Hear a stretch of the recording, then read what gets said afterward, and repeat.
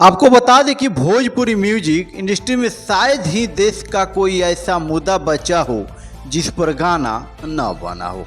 Bhojpuri singer हर मुद्दे में गाना रिलीज करने में हर इंडस्ट्री से आगे रहते हैं। आपको बता दें कि अब चुनाव आ गया है तो इसमें वह कैसे पीछे रह सकते हैं। और सबसे अहम बात यह है कि भोजपुरी सिनेमा के जगत के पावर स्टार कहे जाने वाले पवन सिंह खुद लोकसभा चुनाव लड़ रहे हैं। जब पवन सिंह चुनाव लड़ रहे हैं तो मान के चलिए कि भोजपुरी जगत के एक से बढ़कर एक गाने आने को तय हो जाते हैं। जी हाँ दोस्तों, बता दें जो गाने जो इस वक्त भोजपुरी सिंगर बना रहे हो चुनाव में पवन सिंह पर सबसे ज़्यादा बन रहे हैं। ऐसा लग रहा है कि पवन सिंह भोजपुरी सिंगर सांसद बनाकर ही दम लेने वाले। तो आइए इस आर्टिकल के कुछ ऐसे गानों के बारे में हम जानने की कोशिश करेंगे। तो दोस्तों लास्ट वीडियो तक बने रहिए हमारे पब्लिक न्यूज़ चैनल में।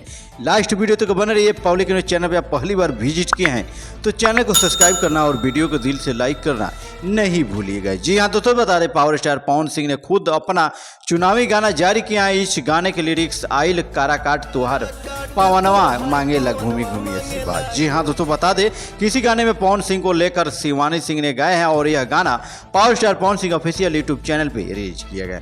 वहीं दोस्तों बता दें कि भोजपुरी गाना सांसद बेजोर बारे ना हो सोशल मीडिया पर धूम मचा दी। इसी गाने संजीत सिंह बबुआन ने गाया है। जी हाँ दोस्तों, बता दें यह गाना यूट्यूब मन एंटरटेनमेंट यूट्यूब चैनल पर रिलीज किया है। वहीं लोकसभा काराकाट के जितावे के बाहू सांसद बनावे के बाहू इस गाने को गद्दर ही मचा दिया है। जी हाँ दोस्तों, बता दें इसे विनय तिवारी ने गाया है। Vinay Tiwari official YouTube channel पर इसे अपलोड किया है। वहीं दोस्तों दूसरी तरफ देखा जाए तो लगातार सोशल मीडिया पर इस सॉन्ग वायरल हो रहे हैं। जी हाँ दोस्तों, बता दें कि दोनों सुपरस्टार कलाकारों यानी पावर स्टार पवन सिंह और सुपरस्टार गायिका फीमेल सिंगर शिवानी सिंह का दोनों कलाकारों का सुपर हिट सॉन्ग काफी लाजवाब ट्रेंडिंग चल रहा है। जी हाँ दोस्तों, बता दें कि चुनाव को लेकर पावर स्टार पवन सिंह अब की बार जीतेंगे या नहीं जीतेंगे, आप लोगों का क्या विचार है, आप हमें अपनी कमेंट दे सकते हैं। जी हाँ दोस्तों, तब तक फिर से मिलते हैं नेक्स्ट वीडियो में।